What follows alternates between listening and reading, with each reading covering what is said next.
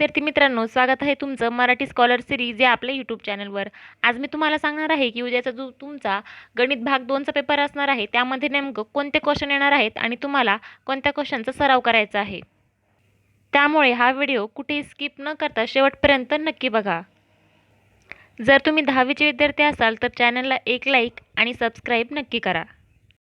व्हिडिओला लाईक केल्याच्या नंतर तुम्हाला तुमचं गणित भाग 2चं पुस्तक काढायचं आहे आणि त्यामधून मी तुम्हाला जे सांगणार आहे ते क्वेश्चन तुम्हाला आता प्रॅक्टिस करायचे आहे। त्यामुळे आता सध्या गणित भाग 2चं पुस्तक काढा। सर्वप्रथम आपण आज बघूयात की तुम्हाला तुमचे जे प्रकरण आहेत 7 त्यापैकी कोणत्या प्रकरणावरून किती प्रश्न विचारले जातात। तर बघा, तुमचं पहिलं प्रकरण आहे समरूपता आणि त्यामधून तुम्हाला 10 मार्काचे क्वेश्चन विचारले जातात। त्यानंतर दुसरं जे प्रकरण आहे पायथागोरसचा प्रमेय, त्यामधून तुम्हाला 7 मार्काचे क्वेश्चन विचारले जातात। त्यानंतर तिसरं आणि सगळ्यात महत्त्वाचं प्रकरण आहे वर्तुळ, यामधून तुम्हाला 12 मार्कचे क्वेश्चन विचारले जातात। त्यामुळे हा व्हिडिओ कुठेही स्किप न करता शेवटपर्यंत व्यवस्थित बघा। त्यानंतरचं चौथं जे प्रकरण आहे भौमितिक रचना, यामधून सुद्धा तुम्हाला 7 मार्काचे क्वेश्चन विचारले जातात। आणि त्यानंतर 5वं जे तुमचं प्रकरण आहे निर्देशक भूमिती, त्यामधून सुद्धा तुम्हाला 7 मार्काचे क्वेश्चन विचारले जातात। आणि त्यानंतर जे प्रकरण आहे त्रिकोणमिती 6 नंबरचं, यामधून सुद्धा तुम्हाला 7 मार्काचे क्वेश्चनही विचारले जातात। त्यानंतर तुमचं जे पुढचं प्रकरण असणार आहे महत्त्वमापन, यामधून तुम्हाला 10 मार्काचे क्वेश्चन विचारले जातात आणि ते मी तुम्हाला सांगणार आहे की त्यामधले नेमकं कोणते क्वेश्चन करायचे आहेत। त्यामुळे शेवटपर्यंत हा व्हिडिओ नक्की बघा। बरेच विद्यार्थी काय करतात की फक्त सराव संचामधले प्रश्न सोडवतात आणि सोडवलेले जे उदाहरणं असतात त्यांकडे लक्ष देत नाहीत। तर बघा विद्यार्थी मित्रांनो, यामध्ये तुम्हाला पेज नंबर 3 वरती जे तुमचं सोडवलेलं उदाहरण दिलेलं आहे ते नीट समजून घ्यायचं आहे आणि त्यावरती सुद्धा तुम्हाला 2 ते 3 मार्काचा क्वेश्चन नक्कीच विचारला जाईल। त्यानंतर पेज नंबर 5 वरचं जे तुमचं 4 नंबरचं सोडवलेलं उदाहरण आहे ते सुद्धा तुम्हाला सोडून बघायचं आहे। यावरती सुद्धा तुम्हाला 2 मार्काचा क्वेश्चन हा नक्की विचारला जाऊ शकतो। त्यानंतर येऊयात सराव संचाकडे। तर बघा, सराव संच 1.1 मधलं तुम्हाला हा क्वेश्चन पेपरमध्ये 3 मार्कासाठी नक्की विचारला जाऊ शकतो। फक्त काय होईल की या ठिकाणी जे 9 पायाची उंची, जी 9 पायाची आणि उंचीचं जे माप दिलेलं आहे तुम्हाला 9 आणि 5, यापैकी कुठलं वेगळं माप येऊ शकतं। एखाद्या वेळेस ते 3 किंवा इथे 4 असं वेगळं काहीतरी येईल, पण हा क्वेश्चन तुम्हाला उद्या पेपरमध्ये 100% येणार आहे। त्यानंतर पुढचा आणि सर्वात महत्त्वाची गोष्ट म्हणजे प्रमाणाचे मूलभूत प्रमेय आणि प्रमाणाच्या मूलभूत प्रमेयाचा व्यत्यास। हा प्रमेय तुम्हाला नक्कीच उद्या पेपरमध्ये येऊ शकतो। त्यामुळे या दोन्ही प्रमेयांचा नीट अभ्यास करा आणि ते एकदा समजून घ्या। जरी तुम्ही याचा अभ्यास अगोदर केलेला असेल तरीसुद्धा एकदा रिव्हिजन म्हणून कमीत कमी डोळ्याखालून या प्रकरणांना घालवा। त्यानंतर पुढचं महत्त्वाचा प्रमेय आहे तो म्हणजे त्रिकोणाच्या कोनदुभाजकाचे प्रमेय। हा प्रमेय तुम्ही एकदा वहीमध्ये लिहून काढा, नाहीतर तो पाठच करून घ्या, कारण या प्रमेयावरती तुम्हाला कमीत कमी 2 मार्काचा प्रश्न तरी पेपरमध्ये नक्कीच दरवर्षी विचारला जातो। त्यानंतर तुम्हाला याचे पेज क्रमांक 12 वरती आणि यामध्ये तुम्हाला जे सोडवलेलं उदाहरण दाखवलेलं आहे पहिलं, ते सोडवलेलं उदाहरण तुम्हाला नीट जसं तसं लिहून काढायचं आहे आणि त्याची तुम्हाला प्रॅक्टिस करायची, कारण हा सुद्धा क्वेश्चन तुम्हाला 2 मार्क्ससाठी नक्कीच विचारला जाऊ शकतो।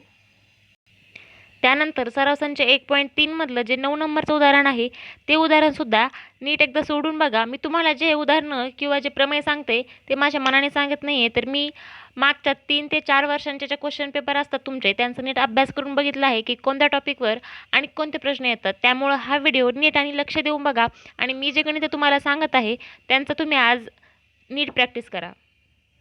त्यानंतर पान क्रमांक 24 वरती तुम्हाला जे वरती सुरुवातीला एक सोडवलेलं उदाहरण दाखवलेलं आहे, हा सुद्धा क्वेश्चन तुम्हाला 2 मार्कासाठी नक्कीच विचारला जाऊ शकतो। त्यामुळे या क्वेश्चनचा सुद्धा तुम्ही नीट सराव करा। त्यानंतर पान क्रमांक 25 वरती सराव संच 1.4 मधलं जे तुमचं 7 नंबरचं उदाहरण आहे, हे उदाहरण तुम्हाला जी कृती विचारलेली असते त्या कृतीमध्ये तुम्हाला या रिकाम्या जागा अशा भरायच्या असतात, यासाठी येऊ शकतं। त्यामुळं या उदाहरणाचा व्यवस्थित आणि नीट सराव करा। हे उदाहरण 100% उद्याच्या पेपरला येईलच। त्यानंतर संकीर्ण प्रश्नसंग्रहामधलं पेज नंबर 27 वरती जे तुम्हाला 4 नंबरचे उदाहरण दिसते, हे उदाहरण सुद्धा एकदा नीट समजून बघा आणि ते सोडून सुद्धा बघा। यावरती सुद्धा तुम्हाला फक्त ही आकृतीचे जे नावं असतात ते चेंज होतील, पण ह्यावरती तुम्हाला प्रश्न हा 100% उद्या येणार आहे। त्यानंतर पेज क्रमांक 29 वरती तुम्हाला जे हे 12 नंबरचं उदाहरण दिसते, हे सुद्धा तुम्हाला कृतीसाठी विचारलं जाऊ शकतं। त्यामुळे या उदाहरणाचा सुद्धा तुम्ही नीट सराव करा। त्यानंतरचं आपलं पुढचं प्रकरण असणार आहे ते म्हणजे पायथागोरसचे प्रमेय आणि यावरून तुम्हाला 7 मार्काचे क्वेश्चन येतात, पण नेमकं ते कोणते ते आपण आता पाहणार आहोत।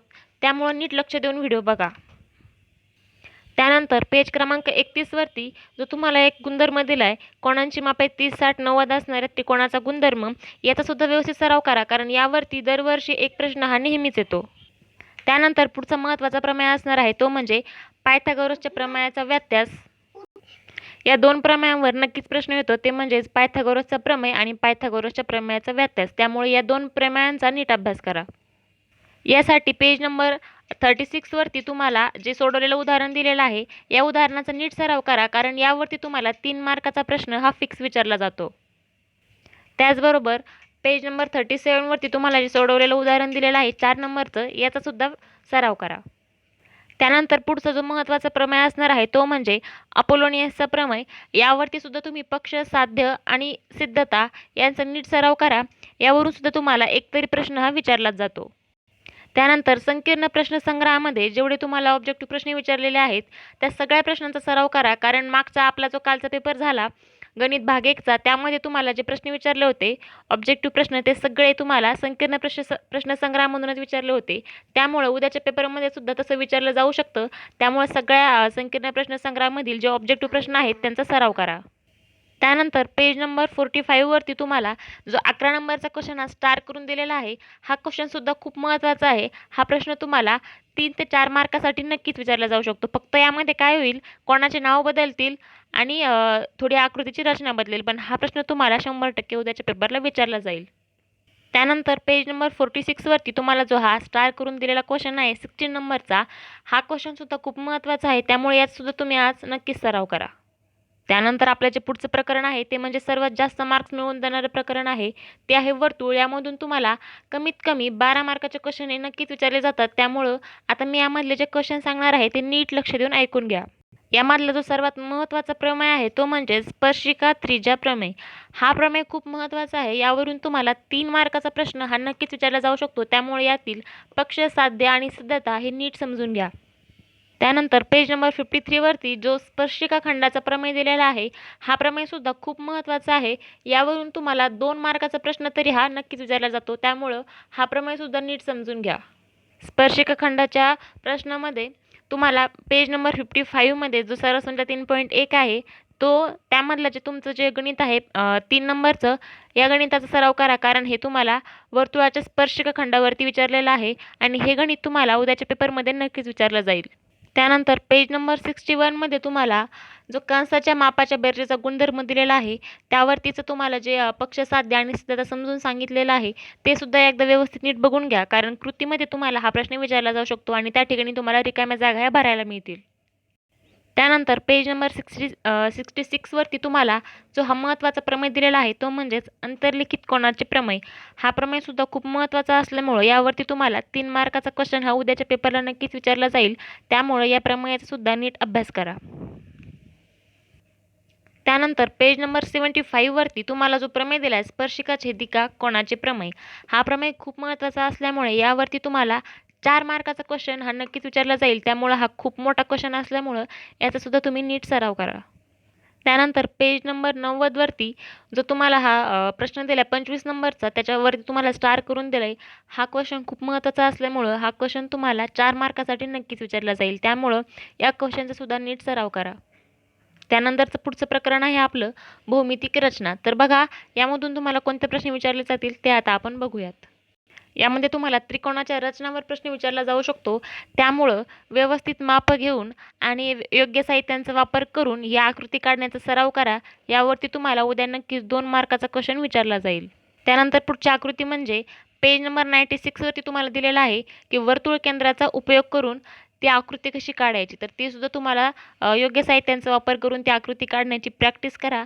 यावरती सुद्धा तुम्हाला प्रश्न विचारला जाऊ शकतो. त्यानंतर पेज नंबर 98 वरती तुम्हाला दिलेल्या वर्तुळाला त्या बाहेरील दिलेल्या बिंदूतून स्पर्शिका काढणे, ही जी आकृती दिलेली आहे या आकृतीचा सुद्धा तुम्ही व्यवस्थित सराव करा. ही आकृती सुद्धा तुम्हाला उद्याच्या पेपरमध्ये नक्कीच विचारली जाऊ शकते.